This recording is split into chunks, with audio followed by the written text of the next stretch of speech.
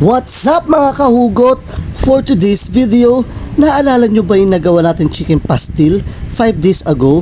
So ang ginawa lang natin dyan ay kumuha ko ng kaldero at ng tubig at hinayaan ko lang siyang kumulo at titinan natin kung ano ba ang lasa ng chicken pastil na nasa garapon makalipas ang 5 araw.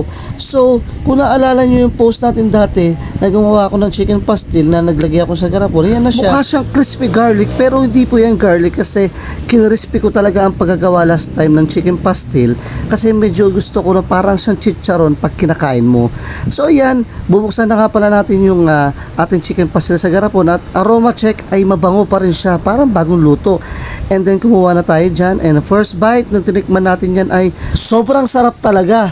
Isipin nyo makalipas ang 5 araw ay napakasarap pa rin niya. So yun na rin ang ating ginawang hapunan para maiba naman. So malay nyo maging business natin siya mga kahugot. So sana supportahan nyo if ever na gawin ko siyang business. At sobrang sarap pa rin niya makalipas ang 5 araw. Try nyo na rin mga kahugot para pag nagutom kayo, meron kayong mahuhugot. Hugot!